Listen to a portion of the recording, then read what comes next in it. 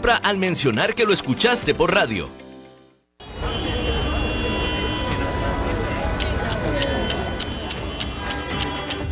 A esta hora bajamos el ruido y subimos el entendimiento de lo que importa. Economía, finanzas y realidad internacional. Inicia a las 5 siempre, con la conducción de Fernando Francia, de lunes a viernes a las 5 de la tarde, aquí por CRC 89.1 Radio. Hola, ¿qué tal? Bienvenidos. Hoy es viernes 27 de marzo del 2026. Este es el programa 119 de la nueva época de A las 5 siempre. Así que para que vayan llevando la cuenta. Son las 5:01 de la tarde y eso quiere decir que usted va a estar al tanto de todo lo que importa en el mundo de la economía, las finanzas y la actualidad internacional.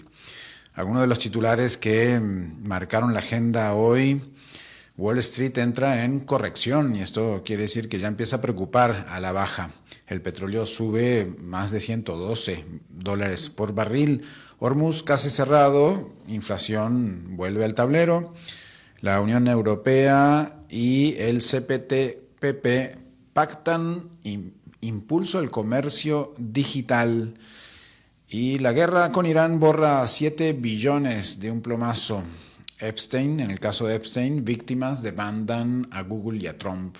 Y más adelante vamos a conversar con el analista de geopolítica Axel Martínez sobre la disputa China-Estados Unidos que se cierne sobre la región, sobre el Canal de Panamá, aquí cerquita. China retiene buques panameños y entonces enciende alertas en los puertos que han estado en litigio en los últimos meses. La columna de hoy al final del programa es con Mafa Moya de Bienestar Alternativo. La producción, como siempre, a cargo de Mauricio Sandoval desde Colombia. Y en controles, el talento técnico de David Guerrero, haciendo posible que escuches este programa. Vamos de una vez a las noticias. En panorama global, en Estados Unidos, Wall Street cerró con fuertes caídas y el golpe fue amplio. El Standard & Poor's perdió 1,67% y firmó su peor racha semanal desde 2022, mientras que el Nasdaq y el Dow Jones entraron en corrección y pues 2,5% el Nasdaq, 1,73% el Dow Jones, cada uno a la baja, por supuesto. Y esto pues ya no es un susto de un día, significa que es una baja sostenida que empieza a cambiar el ánimo del mercado. El petróleo por encima de $112 por barril, el cierre de hecho en el estrecho de Hormuz y el miedo a una inflación más persistente volvieron a castigar las acciones en las bolsas de Nueva York, pero por cierto que todo está prácticamente a la baja también, todo Nueva York, toda Europa, alrededor de 1,5 puntos. Y Asia con algunos en verde, algunos en rojo. Recuerden que Asia reacciona distinto en tiempo a los resultados en bolsa de Nueva York. La presidenta del Banco de la Reserva Federal, pero de Filadelfia, Anna Paulson, advirtió que el alza de energía y fertilizante podría trasladarse más rápido a la inflación. Dijo que un contexto donde los precios ya vienen altos, existe más riesgo de que las expectativas inflacionarias se contaminen y se vuelvan más duraderas. Es una alerta importante para tasas y para consumo. Alertan algunos cables noticiosos sobre la presidenta del Banco de la Reserva Federal en Filadelfia. Recuerden que la Fed de Estados Unidos se compone por 12 de estos bancos regionales.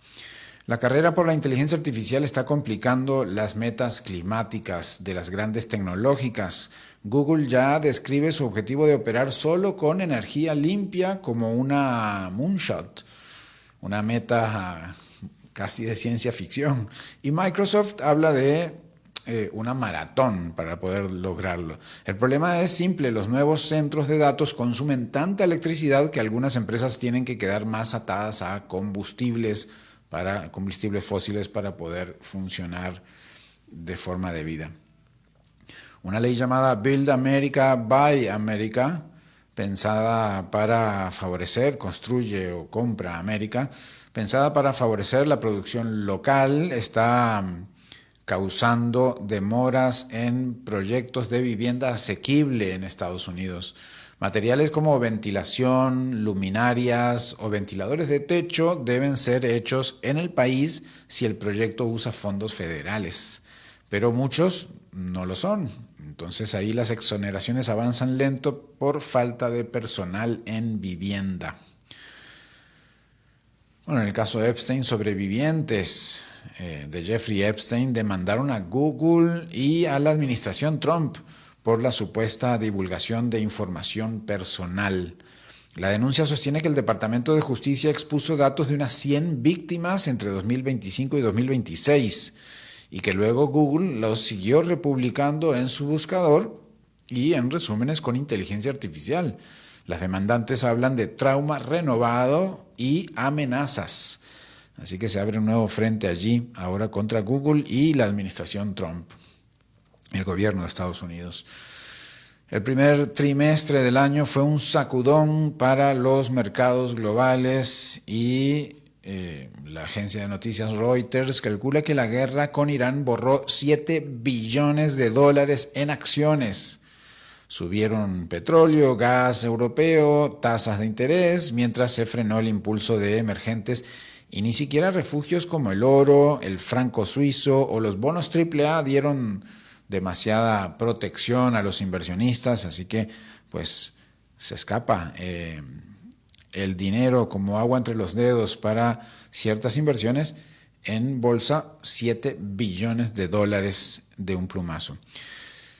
Donald Trump anunció medidas de apoyo para agricultores golpeados por su propia política comercial y por la guerra con Irán, responsabilidad también del gobierno de Estados Unidos, y al mismo tiempo pidió a fabricantes como John Deere, Case o Caterpillar que bajen el precio de tractores y equipos. El mercado no celebró el mensaje. Las acciones de esas empresas cayeron tras sus declaraciones en la Casa Blanca. Así que ahí lo tiene. Increíble. Medidas de apoyo a agricultores golpeados por el propio gobierno. La confianza del consumidor en Estados Unidos cayó a su nivel más bajo en 3 meses. La encuesta de la Universidad de Michigan muestra que la guerra de Medio Oriente disparó temores inflacionarios y golpeó la percepción económica. Con la gasolina cerca de $4 por galón, una bolsa más débil y empleo estancado, el riesgo es que el consumo pierda fuerza. Así que ahí está la encuesta de Michigan, que ya es hito en los datos para evaluar el desempeño de la economía estadounidense. También en Estados Unidos un juez federal ordenó que Colgate-Palmolive enfrente 2 demandas que acusan a la empresa de inducir a error a padres sobre la seguridad de un enjuague bucal infantil. El reclamo apunta a que envases con colores y sabores como fresa o frutas dan la impresión de que niños menores de 6 años pueden usarlos sin riesgo, pese a las advertencias sobre el flúor. Así que ahí está un problema judicial ya en este momento para Colgate-Palmolive. Bueno, y aunque esta nota es de Panamá realmente, pero la situamos en Asia porque China intensificó las inspecciones y detenciones de barcos con bandera panameña en aparente represalia por la decisión de Panamá de quitar a Seca Hutchison, grupo con base en Hong Kong. La concesión de 2 puertos clave en el canal, como ya ustedes lo saben, lo hemos informado, lo hemos analizado, pero ahora hay un tema adicional: las inspecciones y detenciones de barcos con bandera panameña. La Comisión Marítima Federal de Estados Unidos, la FMC, dijo que casi 70 buques fueron retenidos o sometidos a controles reforzados este mes, allí en esos puertos en Panamá. La Unión Europea y los puertos y los países, me quedé con la nota anterior, vamos a Europa.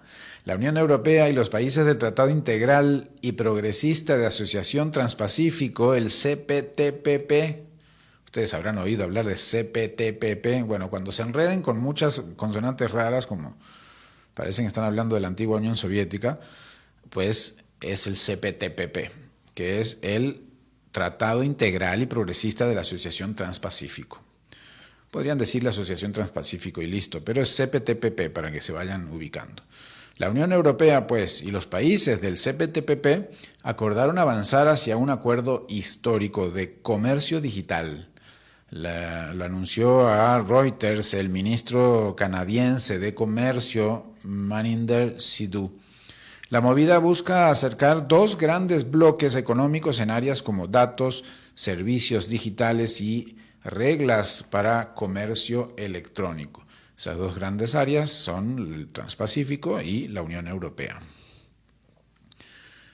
En Italia,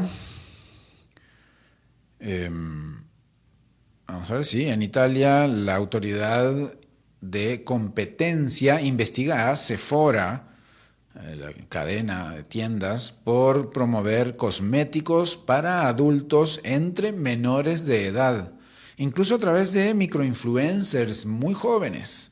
El regulador dice que eso está alimentando una obsesión con el cuidado facial entre niñas y niños y algunos menores de 10 años.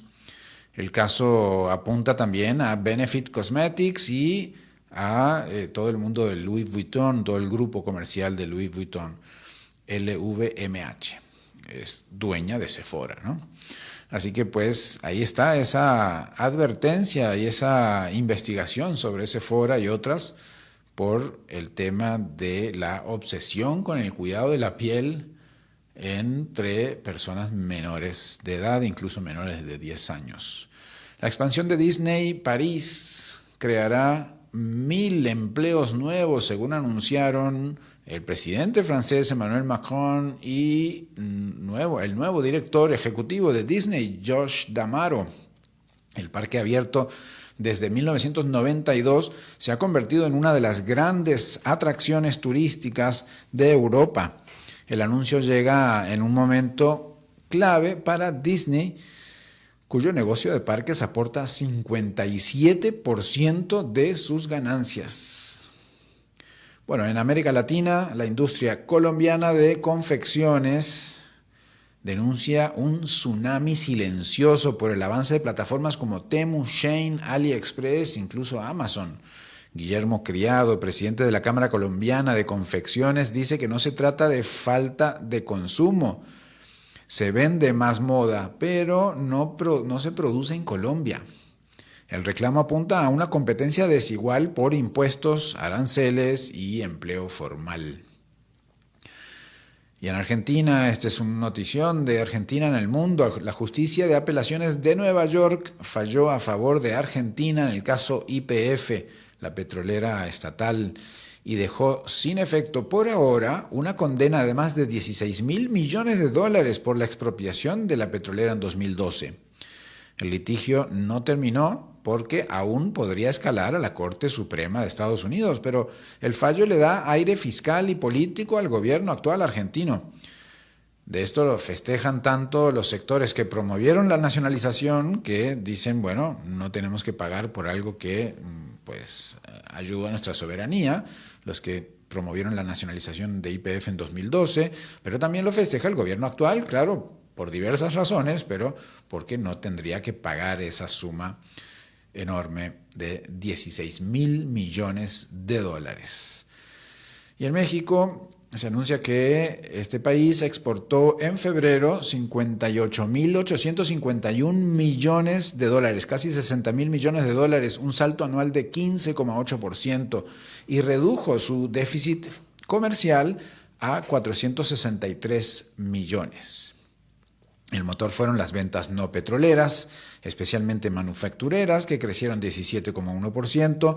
Dentro de ellas destacaron maquinaria, metalúrgica y electrónicos. La excepción fue el sector automotriz, que cayó 3,4% por menores envíos a Estados Unidos.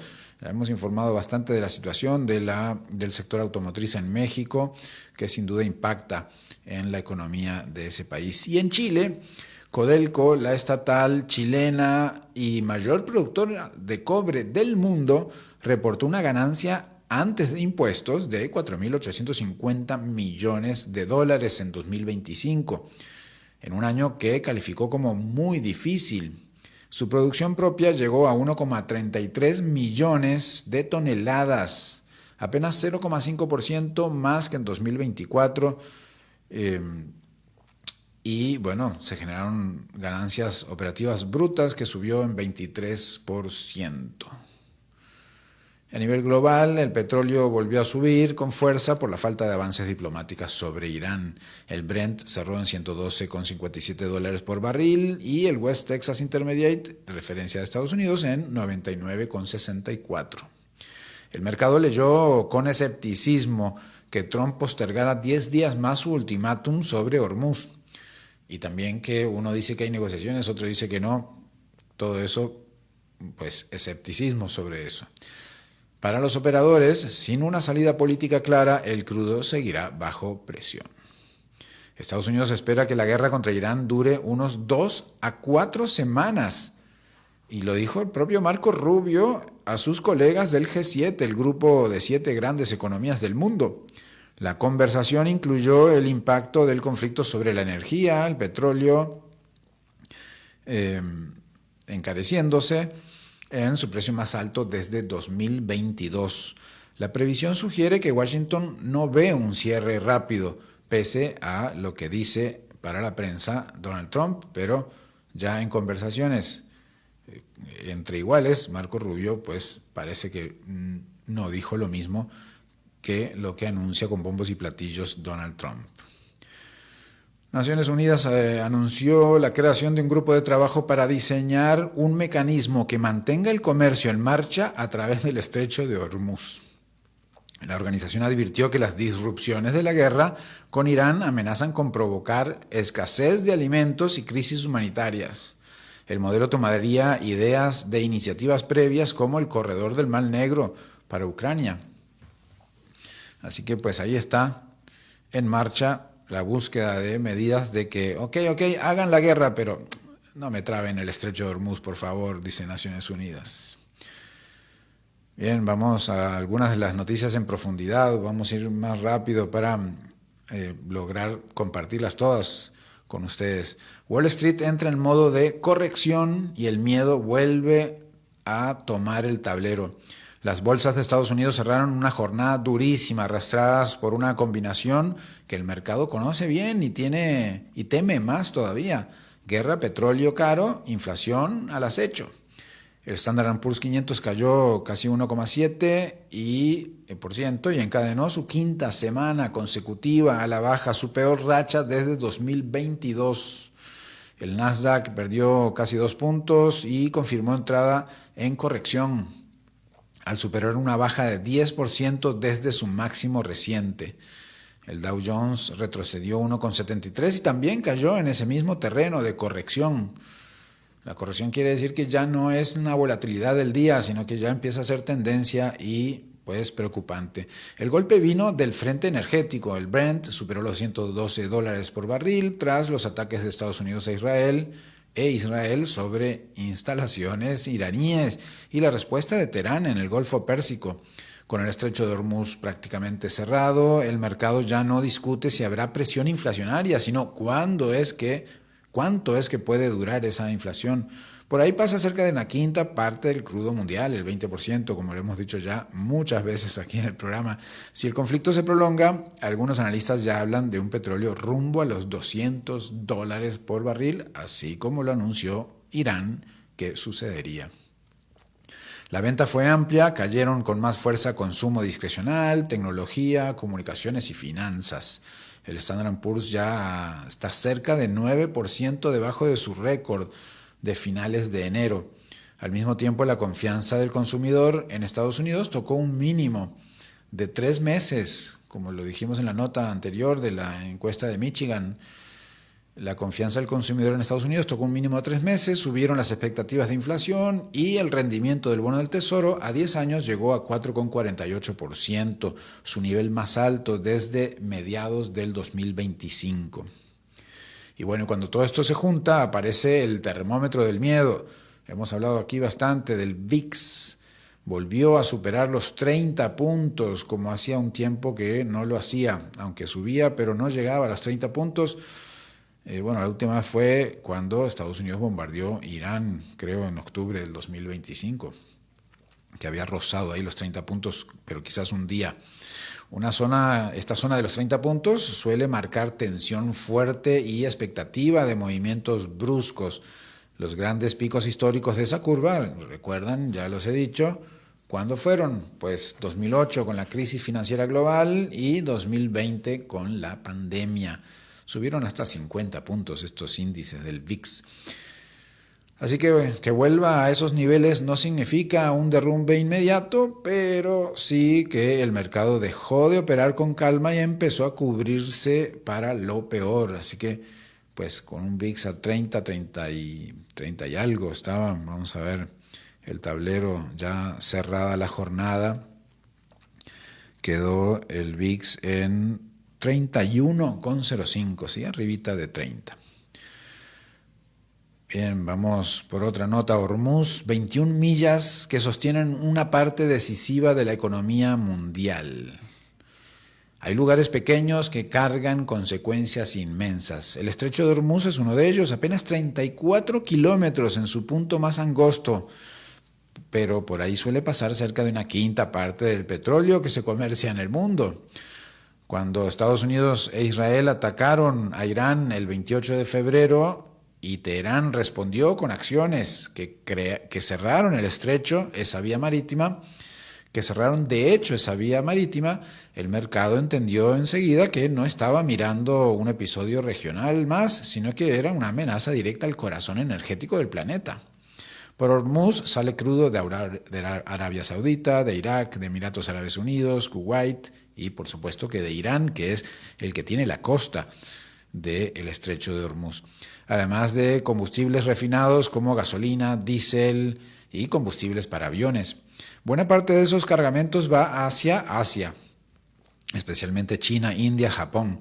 Pero como el precio del petróleo se fija en el mercado global, el impacto no se queda en esa región, termina sintiéndose en cualquier país, incluso en los que producen parte de su propia energía, porque al final el petróleo se fija en los precios a nivel de mercado global.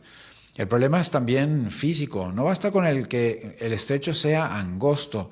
Los barcos deben seguir carriles marítimos estrechos para evitar aguas poco profundas, lo que convierte el paso en un cuello de botella todavía más vulnerable que los 34 kilómetros de ancho. Desde el inicio de la guerra, el tráfico de tanqueros cayó con fuerza. Irán atacó puertos, refinerías e infraestructura petrolera en el Golfo. Y aunque hasta mediados de marzo había golpeado directamente a unos 20 buques, la amenaza alcanzó para disparar los costos de seguro y espantar a muchos otros. Existen oleoductos alternativos, pero no tienen la capacidad suficiente para reemplazar ese 20% del petróleo mundial que pasa por Hormuz. Y aun si el crudo logra salir, tampoco queda necesariamente fuera de peligro. Por eso, esas 21 millas se volvieron otra vez una medida exacta del riesgo global. Cuando Hormuz se cierra, no solo sube el petróleo, sino que se tensiona inflación, transporte, alimentos, gas y también el crecimiento económico en buena parte del mundo. Así que bueno, ahí están enterados sobre todo esto del estrecho de Hormuz. Sin duda va a seguir siendo tema por estos días, aunque vamos a ver qué pasa en esta Semana Santa, que pues se paralizarán algunas no acciones en Medio Oriente, pero pues sí, por lo menos las noticias y las comunicaciones. Un trimestre salvaje deja a los mercados sin refugio claro y con el petróleo al mando. El primer trimestre del 2021, recuerden que en las economías se divide mucho en trimestres, los 4 trimestres del año. Este es el primer trimestre de 2026 y cierra como uno de esos periodos en que todo parece ocurrir al mismo tiempo y en la misma dirección equivocada. La guerra con Irán borró $7 billones del valor de las acciones globales. Disparó el petróleo con una de sus mayores subas trimestrales del siglo. Casi duplicó el precio del gas en Europa y cambió de golpe la trayectoria de las tasas de interés en muchos de los mercados, en muchos de los países que ahora vuelven a mirar hacia arriba. Esa combinación golpeó justo donde el mercado parecía más fuerte. Las grandes tecnológicas que venían dominando con comodidad quedaron expuestas por su enorme dependencia energética. El rally de emergentes se frenó cuando recién empezaba a tomar cuerpo. Y ni siquiera los refugios tradicionales ofrecieron abrigo convincente. Ni el oro, ni el franco suizo, ni los bonos AAA lograron compensar del todo el desorden de este primer trimestre. La señal más inquietante está en la deuda. Los rendimientos de los bonos a 2 años en Italia y Reino Unido subieron entre 90 y 100 puntos base, un salto comparable a momentos de crisis recientes. En Estados Unidos, el bono a 2 años avanzó más de 50 puntos y en Japón tocó su nivel más alto en 30 años. Lo que aparece detrás de esos movimientos es el temor de una estanflación global, crecimiento debilitado con inflación todavía alta. Pero este trimestre no fue solo Irán. También arrancó con la captura de Nicolás Maduro a inicio de año por parte de Estados Unidos, con nuevas amenazas de Trump sobre Groenlandia y con un clima geopolítico que volvió impredecible hasta lo que antes parecía estable y tranquilo. El oro tuvo en enero su mayor alza mensual desde la cola de la crisis financiera global, mientras los bonos venezolanos, impagos desde hace casi 9 años, se dispararon un 50%. Lo que deja este trimestre no es una sola historia, sino una advertencia. El mercado ya no se mueve solo por balances, tasas o utilidades, se mueve por energía, guerra, poder, sobresaltos geopolíticos. Y bueno, cuando todo esto entra en juego, juntos en la ecuación, el margen para equivocarse se vuelve mucho más caro y las acciones mucho más complicadas. Así que pues ahí lo tiene. Este es interesante análisis sobre el primer trimestre del año, sobre todo a partir de las economías mundiales. Bueno, vamos a hacer una pequeña pausa, enseguida volvemos con nuestra entrevista de la tarde, con el tema de los puertos alrededor del Canal de Panamá y la relación Estados Unidos-China con expresión en Panamá. Cuando el reloj marca el cierre de la tarde, aquí abrimos el sentido. Economía, finanzas y realidad internacional. El programa creado por Alberto Padilla en Costa Rica. A las 5 siempre. Te esperamos de lunes a viernes a las 5 de la tarde con la conducción de Fernando Francia. Aquí, por CRC 89.1 Radio. Agua es vida, salud y bienestar. Por eso, vos y los tuyos necesitan agua purificada, ozonizada y embotellada San Ángel. Hace que tu vida sea más larga y saludable con agua San Ángel. Disfrútala naturalmente y viví una experiencia con agua purificada San Ángel. Pureza que se siente. Búscanos en Facebook como Agua San Ángel. Continuamos escuchando a las 5 siempre con Fernando Francia. Gracias por continuar en sintonía. Bueno, el tema que vamos a analizar hoy tiene que ver con China, Estados Unidos y Panamá. En las últimas horas, Estados Unidos elevó el tono contra China al acusarla de retener e inspeccionar con mucha mayor frecuencia buques con bandera panameña en puertos chinos, en lo que la Comisión Federal Marítima estadounidense interpreta como una represalia política y comercial contra Panamá. Según esa lectura, la presión china habría aumentado después de que la Corte Suprema panameña anulara los contratos que desde los años 90 permitían a Panama Ports Company, filial de C.K. Hutchison, operar los puertos de Balboa y Cristóbal en los extremos del canal. Washington sostiene que esta escalada puede tener consecuencias comerciales y estratégicas para el transporte marítimo estadounidense, dado el peso de la bandera panameña en el comercio global. Pero, del otro lado, Beijing rechaza de plano esa interpretación. China no confirmó las supuestas retenciones como castigo y su Cancillería respondió que los señalamientos de Washington son infundados y forman parte de un intento estadounidense por ganar control político sobre el Canal de Panamá. Todo esto ocurre además en un momento especialmente delicado en la relación entre Washington y Beijing. China acaba de abrir 2 investigaciones recíprocas sobre prácticas comerciales de Estados Unidos, mientras la Casa Blanca confirmó que Donald Trump viajará a Beijing el 14 y 15 de mayo para reunirse con Xi Jinping. Es decir, no estamos ante un episodio aislado de transporte marítimo, sino ante una señal más de disputa mayor por comercio, rutas estratégicas, influencia hemisférica y poder global. De todo esto, y como especialista además de varios de estos temas, pues tenemos a Axel Martínez Betanzos, licenciado en Relaciones Internacionales por la FES Aragón de la UNAM, especialista en posgrado en Instituciones Administrativas de Finanzas Públicas por la FES Acatlán, experto en geopolítica con énfasis en China, director de difusión científica de la Red de Estudios Globales Atlas Polaris y columnista en United Explanations. Es Axel Martínez, amigo de este programa. Además, ¿cómo estás? Bienvenido, gracias por tomar este tiempo con la audiencia. Muchas gracias a ti, Fernando. Un saludo a ti y a tu auditorio. Bueno, pues acudimos a vos por tu expertise en varios de estos temas, ¿no?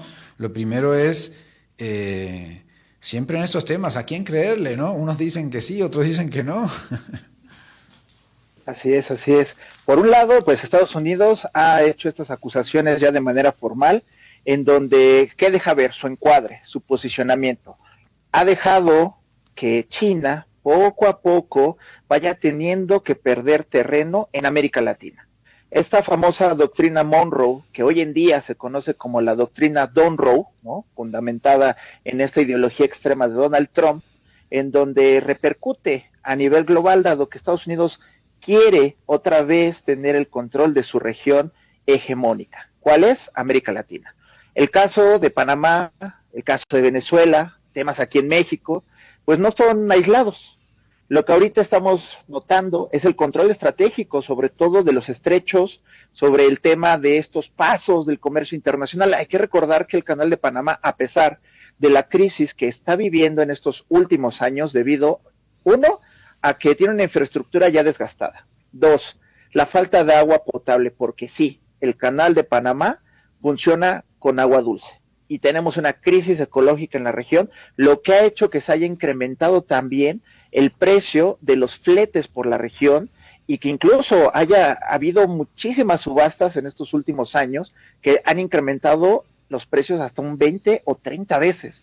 China, pues que es lo que tenía desde finales de los años 90, con todo este posicionamiento de apertura comercial, pues había hecho a través de esta filial, la C.K. Hutchison Limited, en los años de 1997, pues hizo un contrato con el gobierno panameño para tener estas 2 concesiones, salidas estratégicas, por un lado, o su salida al Atlántico, por el otro, su salida al Pacífico. ¿Qué fue lo que pasó? Debido a una auditoría, pues se le retiraron estas concesiones. La Corte de Justicia panameña quitó estas concesiones, dio un plazo de 18 meses para que otros concesionarios locales tuvieran a bien el control sobre esta infraestructura, pero obviamente China pegó el grito, dijo que la situación no tenía que ser así, que no era coincidencia de que Donald Trump había pretendido controlar el Canal de Panamá, y que de un momento a otro, pues un golpe jurídico como este afectaba de manera estratégica a una empresa que, bueno, tuvo que ceder y decir, bueno, voy a traspasar todo esto a otro conglomerado, ¿no? Al famoso BlackRock. ¿Qué fue lo que pasó? Es una transferencia por más de 23,000 millones de dólares. Hoy, la empresa Hutchison está en un litigio, bueno, en un arbitraje, mejor dicho, es la figura jurídica, ante el panel de comercio internacional por una queja de 2,000 millones de dólares. Eso es lo que está impugnando en los arbitrajes internacionales debido a las irregularidades que también conllevó este proceso que, bueno, viene manchado de una posición en donde Panamá, a través de su presidente, pues ha supeditado también a las pretensiones de Donald Trump.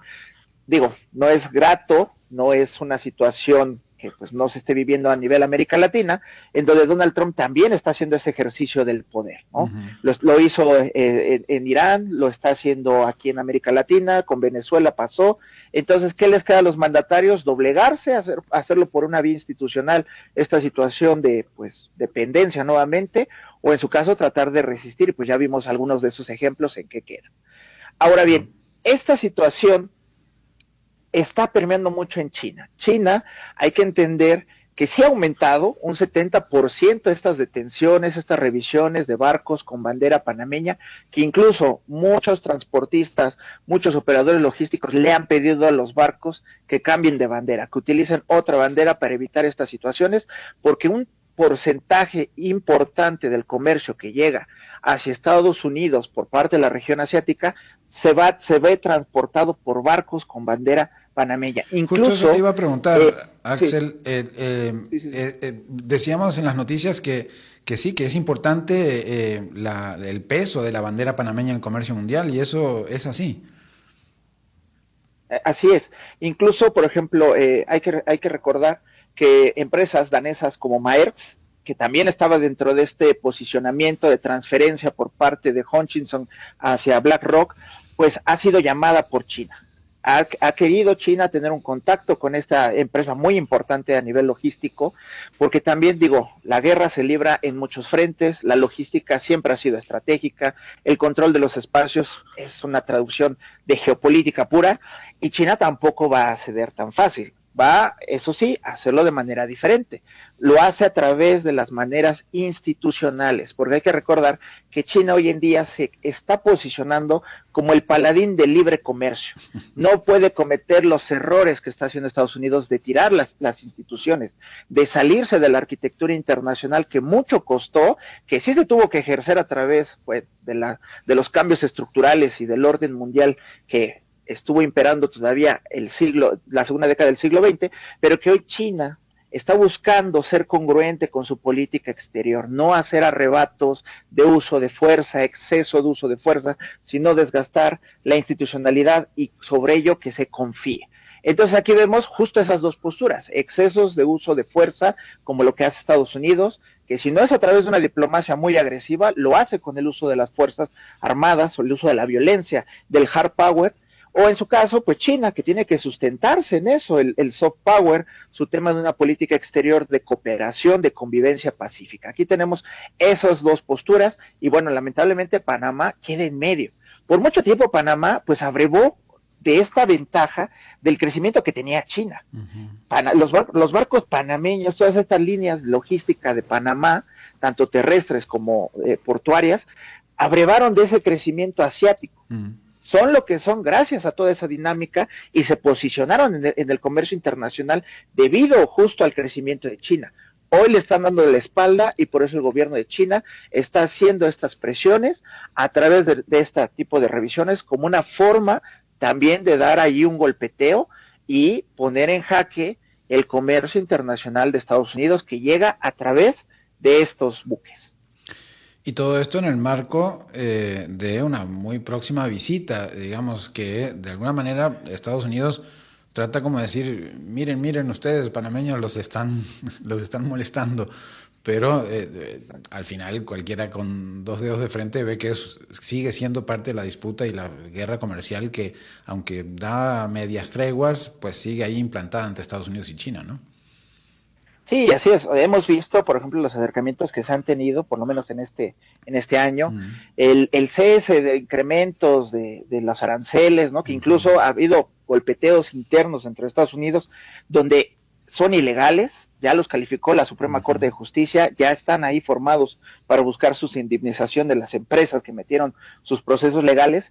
Y bueno, ¿qué es lo que está haciendo China? también es una forma de presionar y de aguantar el golpeteo, porque hay que recordar que Estados Unidos está buscando desgastar también el comercio internacional.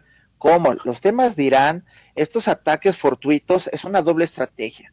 Por un lado, hacer presión, dejar verse músculo, y por otro lado, es una carrera de aguante, de saber quién puede en una temporada de crisis aguantar con sus finanzas lo más sano que puedan.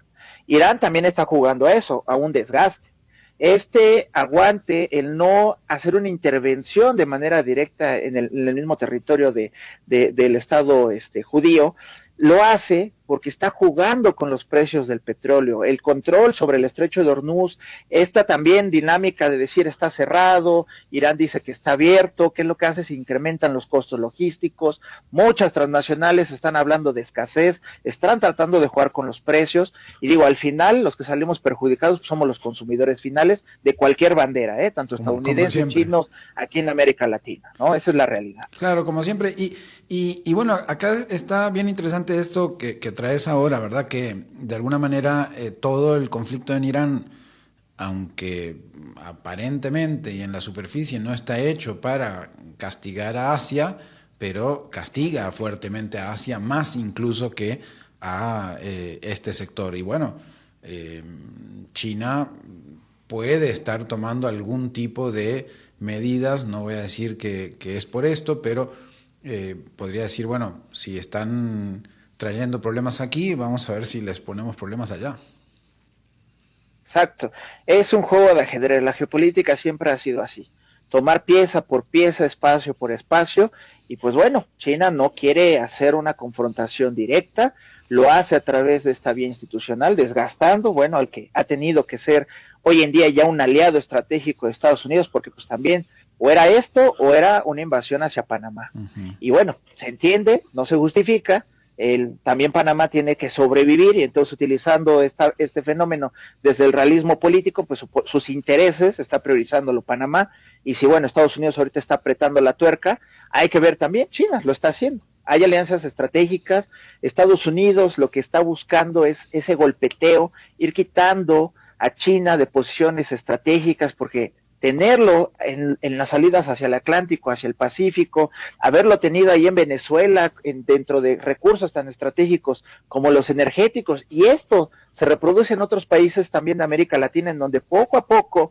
han estado frenando esa inversión. Aquí en México se repite el fenómeno, se cambió el año pasado la ley aduanera, se incrementó muchísimos rubros que obviamente iban con miras hacia bajar el comercio hacia China, de China hacia acá, perdón, y sobre todo que vemos que Estados Unidos está aplicando la doctrina Monroe 2.0 a lo que da. Uh-huh. Si es por un ámbito diplomático, lo hará así, y cuando sea necesario el uso de la fuerza, ya lo vimos en Venezuela, que sí, es muy diferente porque son ataques quirúrgicos, son ataques de precisión. ¿Para uh-huh. qué? Para no gastar recursos que ahorita hay que recordar que también Estados Unidos está pasando por una crisis de finanzas públicas interna, no han pagado incluso a sus operadores, sus guardias de seguridad de los aeropuertos, hay que ver que ICE tuvo que entrar a ese tipo de operaciones estratégicas, allá en Estados Unidos los aeropuertos estuvieron colapsando, y así se está repitiendo. La administración pública, ¿cómo inició Estados Unidos a principios de año? Parado, uh-huh. No se había manifestado el presupuesto de egresos, no se estaba costeando los funcionarios públicos. Entonces también Estados Unidos tiene que ser muy precavido, porque un mal paso podría incluso generar una guerra civil interna, que digo, ahí hay mucho que Estados Unidos está midiendo, y ahorita por eso los cambios que hubo a nivel gabinete, o sea, todo esto es realmente una interconexión, este tipo de situaciones están interconectadas. Ahora, Alex, esta situación de estos buques, que además denunciado por la Comisión Marítima Federal de Estados Unidos, es que por eso es que no es simplemente un conflicto Panamá-China en las apariencias, porque aparece en el mapa, en el radar del Reuters, Financial Times y de los analistas, a partir justamente de que la Comisión Marítima Federal de Estados Unidos es la que dice que 70 buques fueron retenidos o sometidos a controles reforzados este mes de marzo por parte de China, de los que tienen bandera panameña, y ahí es donde se triangula la información, ¿no? Así es. Bueno, Estados Unidos se ha quedado con un sesgo. ¿Cuál es ese sesgo? De pensar que el mundo todavía sigue siendo unipolar. Muchos autores coinciden y lo llaman el imperio de la ley estadounidense, o norteamericano o americano, en donde ellos pretenden que sus leyes, que sus estamentos, pues sean de carácter universal. Y eso es lo que está pasando, ¿no? Porque Estados Unidos ha hecho esto con muchísimos países, con Rusia, con Venezuela, con Cuba, Corea del Norte, con China, y obviamente también es este enfoque de los medios de comunicación occidentales que lo ponen como una alerta, una alarma, cuando Estados Unidos ha llevado por años estas prácticas de incautar barcos cuando no le conviene, incautar barcos petroleros. Hay que recordar lo que pasó en la antesala antes de la captura de Maduro, como muchos de estos buques fueron capturados en alta mar, lo que ha hecho también con buques norcoreanos, con buques cubanos, incluso lo que tuvo que hacer México, tuvo que decir, ya no voy a entregar petróleo a Cuba para que pues no haya problemas, y ese tipo de cuestiones se repiten todos los días. ¿Cuál es la situación? Que los más media, ¿no? Occidentales, norteamericanos, que sabemos todo el control que tienen a nivel internacional, pues se lo están poniendo ahí, ¿no? Como un titular, obviamente para generar esta situación de decir, mira, ve China, el estandarte, el que tú llamas paladín del comercio internacional, está frenando operaciones logísticas de bandera panameña, ¿no? Entonces, y porque ahora eso todo, también es un juego. Ajá, sí. y porque ahora todo pareciera este extraño mundo al revés, de Estados Unidos limitando el libre comercio, China promoviéndolo, ¿no? Y en vísperas prácticamente de esta reunión también empiezan, como sucedió en la reunión que hubo en Corea entre ambos mandatarios el año pasado en una de las cumbres, como que hay amenazas o empiezan disputas por parte de narrativas por parte de Donald Trump para llegar a una conversación habiendo golpeado la mesa previamente. Pareciera que es un poco el modus operandi, ya para cerrar, Axel, esta forma de encarar las reuniones o encarar las relaciones de Donald Trump, ¿no? Sí, así es. Donald Trump se ha caracterizado siempre por una negociación agresiva. Él siempre lo ha dicho en sus libros de negociación, siempre lo ha dicho. Yo negocio con el fuerte, acabo con el débil, ¿no? Y así podemos encontrar muchas citas en sus libros, una negociación más allá del estilo Harvard clásico, muy violenta. ¿Qué es lo que hacía Estados Unidos? Golpeaba y después de golpear se sentaba en la mesa, ¿no?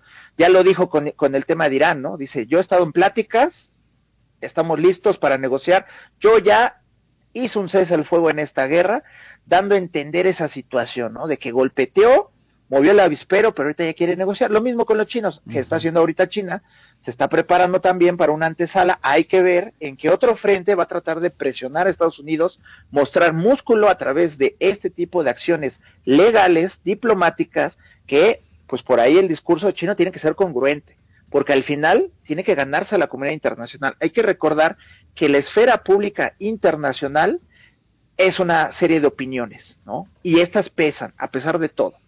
Vemos que los discursos, los clásicos discursos, se están yendo hacia atrás. Ahí vemos el tema de Israel, que por años ha tenido mucho ese discurso y que hoy en día la comunidad internacional a través de redes sociales, ¿qué es lo que ha hecho? Ha criticado. Y lo mismo le está pasando a Trump. Entonces vamos a ver también cómo un juego de las redes sociales, de los medios de comunicación, va a abrevar a todo este conflicto entre Estados Unidos y China. Y todo esto en un año de elecciones, en el medio periodo de Estados Unidos en noviembre. Muchísimas gracias, Axel, por esta actualización, este análisis de esta temática que bueno, sí, toca todas las piezas del ajedrez geopolítico. Muchas gracias.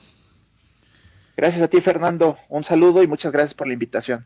Bien, era Axel Martínez, licenciado en Relaciones Internacionales y pues especialista del posgrado en instituciones administrativas, en finanzas públicas, así que especialista en esto y en China también, muy conocedor y amigo de este programa. Le agradecemos mucho su presencia y nos vamos directamente a la columna de Bienestar Alternativo.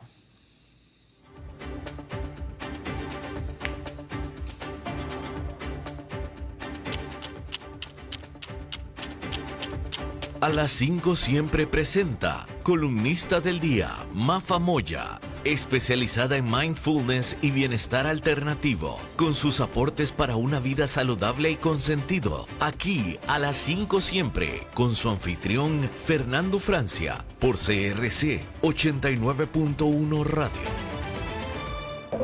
Feliz tarde, querido Fernando, a Mauricio, al equipo que hace posible que nos escuchen y especialmente a cada uno de ustedes que en estos momentos nos sintonizan y nos acompañan a través de las diferentes redes de la emisora o de su radio.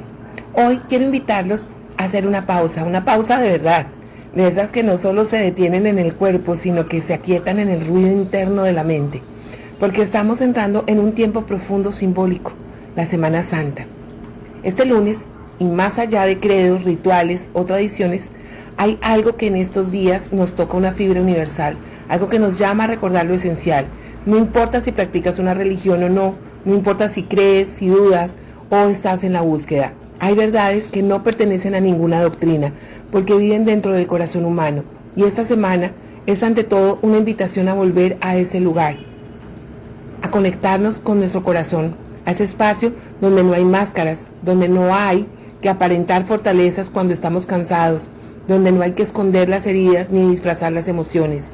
Esta semana nos confronta suavemente con una pregunta profunda: ¿cómo estamos viviendo y desde dónde estamos sintiendo? Porque vivimos en un mundo que nos entrena para hacer, para no sentir. Nos volvemos expertos en cumplir, en resolver, en avanzar, pero muchas veces olvidamos detenernos a escuchar lo que llevamos adentro. Y el corazón, cuando no es escuchado, no se calla, se endurece. Por eso hoy quiero proponerte 3 prácticas que no dependen de ninguna religión, pero que pueden transformar tu vida si decides vivirla con estos 3 temas en conciencia: el silencio, el perdón y el renacimiento. El silencio, ese que tanto evitamos, ese que llenamos con pantallas, conversaciones vacías o pensamientos repetitivos. Pero el silencio verdadero no es ausencia de sonido, es precisamente estar contigo mismo, contigo misma. Es el momento en el que dejas de huir y decides quedarte para escuchar, para sentir, para observar. ¿Qué pasaría si esta Semana Santa te regalas este espacio de silencio real, sin distracciones, sin excusas, solo tú, contigo mismo, para poder analizar cómo estás? Puede ser unos minutos al día, respirando, observando, sintiendo. En el silencio aparecen verdades que no siempre son cómodas, pero son necesarias. Aparece el cansancio que a veces no habías querido ni siquiera reconocer, y aparece la tristeza que has escondido detrás de una sonrisa, pero también aparece claridad, certeza y con ella la posibilidad de sanar. Luego está el perdón. Qué importante es esto, y quiero aquí detenerme con mucha honestidad, porque el perdón no es un acto hacia el otro, es un acto de liberación personal. A veces creemos que perdonar es justificar o aceptar reconciliarnos, y no necesariamente es así. Perdonar es soltar la carga emocional que nos ata a un dolor pasado. Es dejar de revivir una herida cada vez que la recordamos. Es entender que seguir sosteniendo resentimiento no cambia lo que pasó, pero sí condiciona cómo vivimos hoy. ¿Cuánto pesa lo que estás cargando? ¿Cuántas historias sigues repitiendo dentro de ti? Esta Semana Santa puede ser ese punto de inflexión, no para olvidar, sino para dejar de sufrir por lo que ya no puedes cambiar. Perdona, incluso si el otro nunca pidió perdón. Perdónate a ti por las decisiones que tomaste cuando no sabías más, por las veces que fallaste, por lo que no resultó como lo esperabas. El perdón no borra el pasado, pero limpia el camino para que puedas avanzar más ligero. Y finalmente, el renacimiento. Porque no hay proceso de transformación sino una pequeña muerte interna, morir a lo que ya no eres, a lo que ya no es sostenible, a lo que ya no te representa, a lo que te limita. A veces queremos cambiar sin soltar, queremos avanzar sin dejar atrás lo que nos pesa, pero la vida tiene una lógica simple: para que algo nuevo nazca, algo viejo debe de terminar, de morir. Y eso puede doler, puede dar miedo, puede generar incertidumbre, pero también es profundamente liberador. Renacer no significa convertirte en alguien distinto, significa volver a tu esencia, a esa versión tuya que no está condicionada por el miedo, por la culpa, por las expectativas externas, por las máscaras que has creado. Tal vez renacer para ti significa poner límites donde antes callabas. Tal vez significa atreverte a empezar de nuevo en algo que creías perdido. Tal vez significa elegirte sin culpa.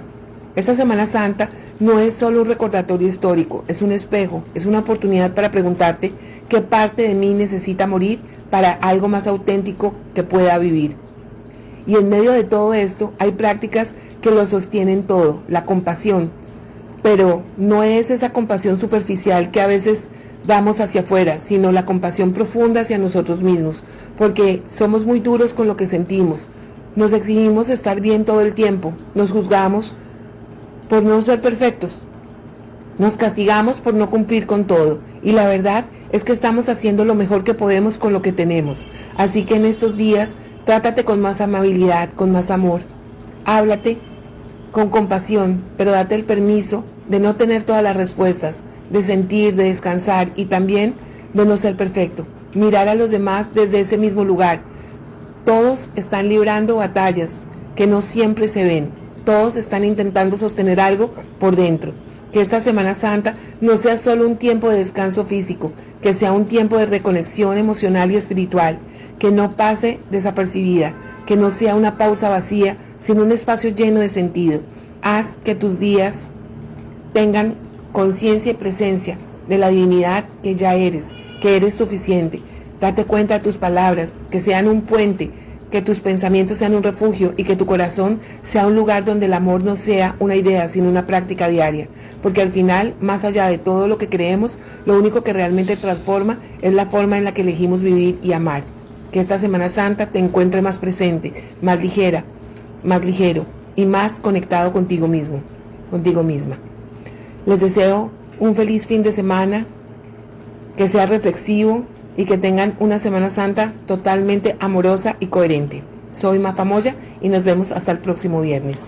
Feliz fin de semana. Concluye a las 5 siempre. Economía, finanzas